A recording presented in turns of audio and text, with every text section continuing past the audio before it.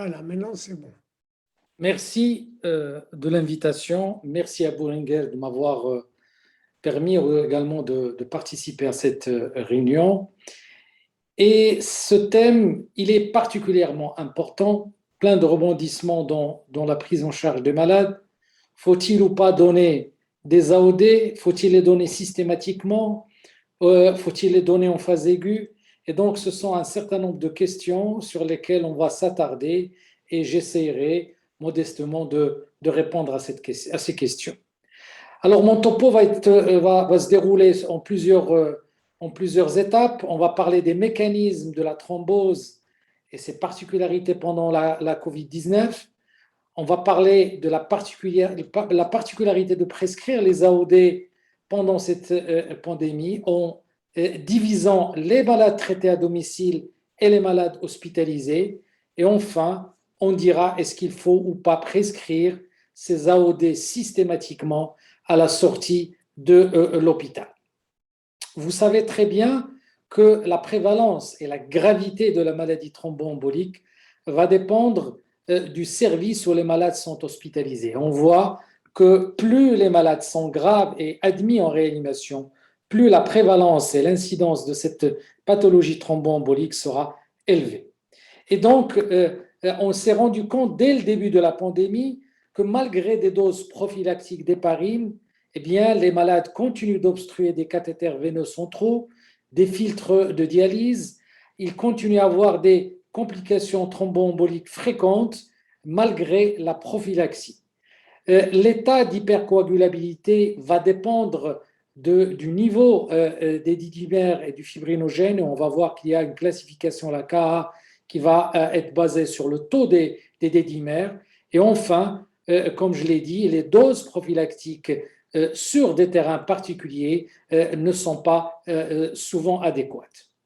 Les éléments de gravité et les éléments qui appellent à plus de prudence, le sexe masculin, le délai tardif entre le début des symptômes et l'hospitalisation et l'absence de traitement anticoagulant préventif malgré une infection symptomatique accompagnée d'un syndrome inflammatoire marqué. Et la mortalité, elle est statistiquement significative lorsqu'il existe une maladie thromboembolique et donc c'est un élément pronostic et qui doit être tenu en compte pour améliorer le pronostic des patients. Revenons sur la physiopathologie de la maladie thromboembolique. Vous savez que l'arrivée du virus par voie respiratoire va être admis par ces récepteurs ACE2 et puis à cette phase infectieuse va succéder une phase inflammatoire où il y aura donc une activation des monocytes en macrophages et libération d'un certain nombre de substances qui vont être qui vont entraîner donc une action cytotoxique. Et après ce mécanisme, vous aurez donc l'activation de la coagulation. Et cette activation de la coagulation, on verra qu'elle va se faire d'abord d'un sens vers l'autre. C'est une activité bidirectionnelle. Vous avez, lorsqu'il existe des maladies cardiaques qui vont favoriser la thrombose en particulier, et l'inflammation va favoriser la thrombose elle-même. Et cette thrombose, elle a la particularité d'avoir deux mécanismes, deux roues, le macrophage activé qui va exposer le facteur tissulaire qui va déclencher la cascade de la coagulation, et d'un autre côté, la lésion endothéliale qui va exposer le facteur 8 et le facteur de Willebrand. Et ce facteur de Willebrand va entraîner une agrégation plaquettaire. Et on dira d'emblée que vous voyez que ces AOD ne peuvent pas agir sur tous les mécanismes de la thrombose, et en particulier la lésion endothéliale et inflammatoire, car ils n'ont qu'une action sur un élément de la cascade, soit le facteur 2 pour le dabigatran, soit le facteur 10 pour les hexagon. Quels sont les éléments prédisposants? Vous avez les facteurs classiques qu'on connaît tous, l'alitement prolongé, l'hypoxémie, la présence de cathéters, l'âge élevé, l'obésité, la néoplasie et j'en passe, mais sachez que l'endotélite va jouer un rôle très important au cours de la COVID-19 et cette endotélite, eh bien, elle échappe au traitement par les AOD.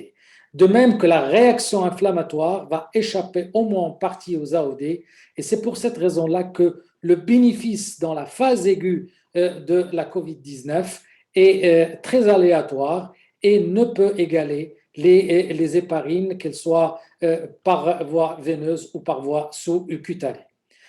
Et donc, la stratification du risque constitue un temps indispensable dans la prise en charge des malades, en particulier chez les malades hospitalisés et donc à forme modérée à sévère qui nécessitent une hospitalisation pour la surveillance. Et vous voyez ici tout un ensemble de sociétés savantes, en particulier la Société internationale de thrombose et d'hémostase, eh bien, qui ont émis un certain nombre de recommandations qui vont constituer le fil conducteur de ma présentation.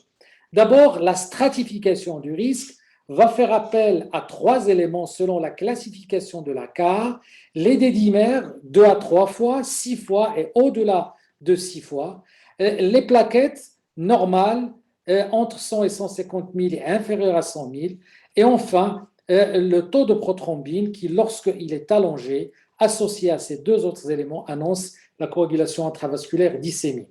Cette classification peut être abrégée par l'utilisation uniquement des dédimères en pratique, connaissant la facilité d'avoir ces éléments. Et donc, les dédimères vont nous aider à approcher cette gravité des affections thromboemboliques au cours de la COVID-19. Quels sont les traitements qui sont à notre disposition? Vous avez l'hexaban avec les 2 produits en particulier commercialisés au Maroc, le rivaroxaban et l'apixaban. Vous avez le dabigatran qui est un anti-2A et vous avez les héparines et leurs dérivés ainsi que les antivitamines K avec une action sur le 2, 7, 9 et 10. Quels sont les avantages déjà des anticoagulants oraux directs vis-à-vis de l'antivitamine K? Vous savez que l'effet il est au moins égal avec des hémorragies beaucoup moins importantes. Vous savez que la facilité de prescription de ces molécules, en particulier dans cette pandémie Covid, qui va nécessiter ces surveillances répétées, et par conséquent, lorsqu'il n'y a pas une indication de l'héparine, qu'elle soit fractionnée ou non fractionnée, eh bien, les AOD sont indiqués pendant la pandémie Covid car leur utilisation va décharger l'hôpital ou la consultation du poids de la surveillance des autres produits. Mais on va avoir à partager plusieurs études, celles qui sont en faveur de laisser tomber les AOD, mais d'autres qui sont pour la prescription des AOD. Voici l'une des premières études qui a montré que les anti-10A ne répondaient pas correctement à ce besoin antithrombotique lorsqu'on les donne, puisque la majorité de ces patients-là sont décédés. Vous avez également ces patients qui, malgré ce anti-10A, a fait une occlusion de l'artère ophtalmique. Et cela pose 2 questions. Est-ce qu'il fallait associer ou pas un antiagrégant plaquettaire chez ce malade-là, sachant que la thrombose au cours de l'artère n'est pas la thrombose sur la veine. Et ce travail qui a étudié un certain nombre de patients, qui a montré que les patients qui avaient des AOD et qui étaient hospitalisés pour une COVID-19, eh bien, n'ont pas bénéficié en fin de compte de la prescription antérieure de ces AOD pour une autre indication que la COVID-19. Et cette méta-analyse, ce travail qui a regroupé plus de 100 000 patients, eh bien, n'a pas trouvé également d'une réduction du risque lorsque les patients avaient des AOD. Et ceci s'explique, comme je l'ai dit auparavant, que ces AOD, eh bien, et en particulier l'hexaban, n'ont pas d'effet sur l'endothélium et sur la réaction inflammatoire, alors qu'ils ne sont actifs que sur la cascade de coagulation. Et c'est pour ça que les résultats ne sont pas significatifs pendant cette phase aiguë de la COVID. Par contre, il y a d'autres études, et là c'est le paradoxal, qui sont en faveur de la prescription des AOD. Voici un autre travail qui montre que les patients avaient des AOD avant, eh bien, il y a une amélioration de la survie, et je marquerai au passage que le pronostic de la femme est meilleur vis-à-vis du Covid par rapport à celui de l'homme. La même chose, ce travail qui a montré que lorsque les patients avaient des anticoagulants oraux directs, ils faisaient beaucoup moins de mortalité, beaucoup moins d'admission dans les soins intensifs et beaucoup moins d'événements durs au cours de leur prise en charge. Et ici, dans la prescription de l'apixaban dans une unité de soins intensifs, a montré une efficacité, une faisabilité qui est tout à fait acceptable. Mais force est de reconnaître que l'héparine est supérieure aux AOD parce qu'elle permet de réduire l'entrée virale. Elle a une activité inhibitrice de l'héparinase. Elle va permettre la neutralisation de l'effet biologique des chimiokines et des cytokines. Elle va interférer avec le trafic des leucocytes. Elle a une anticoagulation grâce à l'antithrombine 3. Et enfin, va neutraliser les histones cytotoxiques extracellulaires. Et c'est pour ça que pendant la phase aiguë de la maladie, en particulier chez les malades hospitalisés, il est nécessaire, et il y a un consensus là-dessus, de switcher les malades vers l'héparine de bas poids moléculaire ou l'héparine non fractionnée pour passer ce cap aigu. Et donc, elle a une action anti-inflammatoire et ses effets de l'héparine ont été particulièrement décrits au cours des septicémies, maladie qui est connue par ses effets interactifs entre l'inflammation et la coagulation. Pendant la pandémie, eh bien, nous savons qu'il y a une restriction de la mobilité, réduction de l'accès aux soins, les hôpitaux sont saturés. Et là, si on peut switcher les malades de l'AVK à l'AOD sans parler de la COVID-19, c'est un bon élément car cela va alléger la prise en charge pour permettre au personnel soignant de s'occuper plutôt des patients de la pandémie COVID-19. Et donc, chaque fois qu'on peut le faire, il faut switcher les malades des AVK vers l'AOD. On sait que les AOD ont une surveillance beaucoup plus simple que les AVK. Et ceci a été démontré avec efficacité au cours des maladies cardio-métaboliques pendant la COVID-19. Donc, lorsqu'il n'y a pas de contre-indication, il faut switcher les malades de l'AVK à l'AOD. Maintenant, il existe un certain nombre de questions qu'il va falloir vraiment étayer et prendre en charge une par une. Vous avez les patients qui sont sous AVK et avec une infection Covid qui est légère et qui sont restés à la maison. Là, le passage à l'AOD, il est recommandé parce qu'il est plus simple à faire. Lorsque les patients n'ont pas de signes de maladie COVID-19, il n'y a pas d'indication de thromboprophylaxie. Je parle des patients qui sont à la maison, qui ne sont pas admis à l'hôpital. Et lorsque les patients ont une symptomatologie modérée, eh bien, lorsqu'il existe des facteurs de risque thromboembolique, obésité, antécédents de thrombose, ces malades-là vont bénéficier d'une héparine de bas poids moléculaire à dose prophylactique, sachant que le risque hémorragique doit être bas. Le message principal, c'est que chaque fois que le malade est chez lui, chaque fois que le malade n'a pas de facteur de risque thromboembolique, il ne faut pas donner donc des anticoagulants. Et chaque fois que le malade a des facteurs de risque cardiovasculaire, même s'il reste chez lui, eh bien à ce moment-là, on va lui donner pour une courte durée, d'une semaine en général, des héparines de bas poids moléculaire à une dose prophylactique.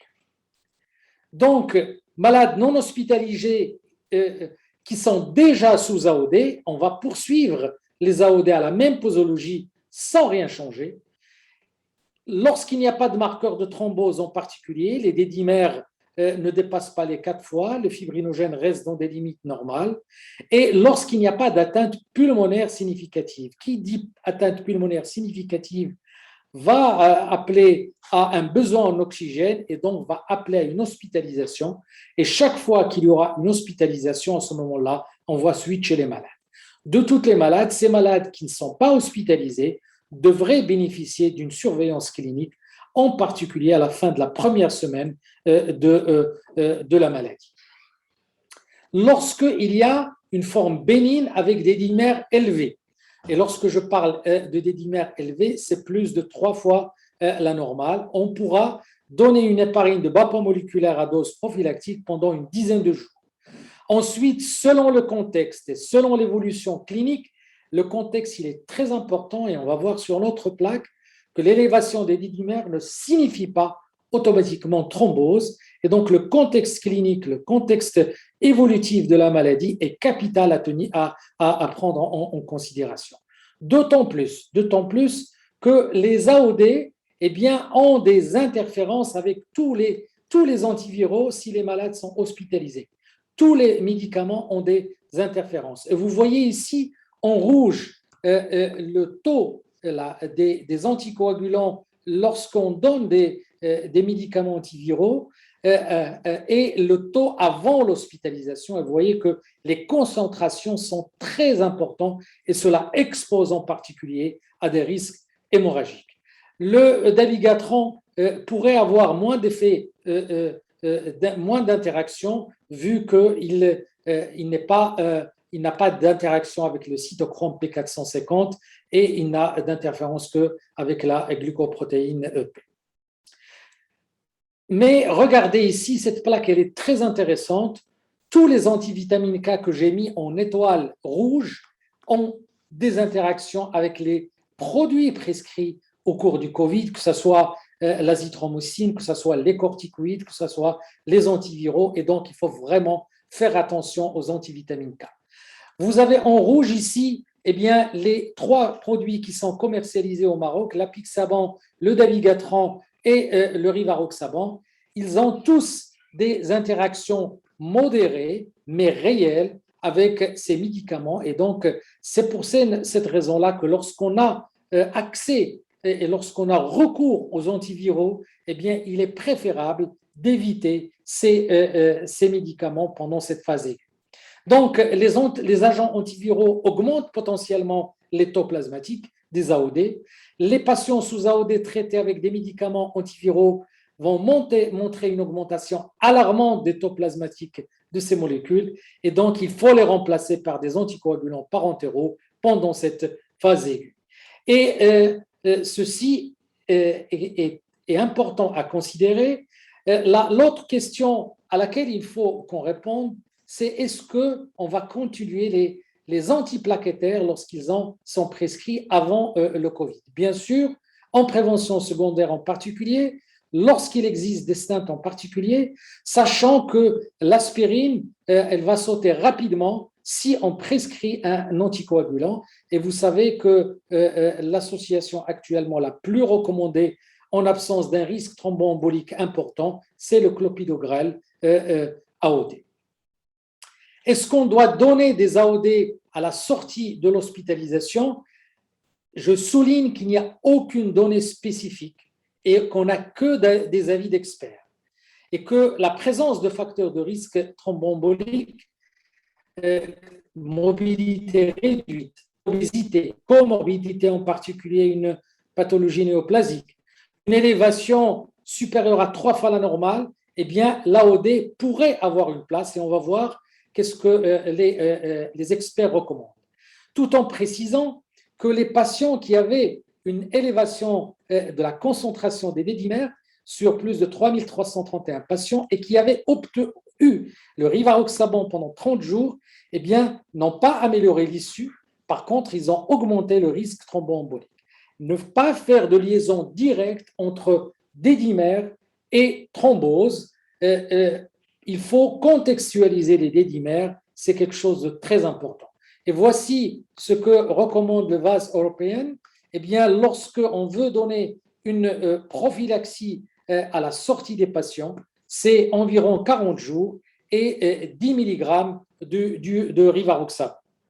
Il faut classer les malades par le score CIC, sepsis, organ failure et le taux des dédimères.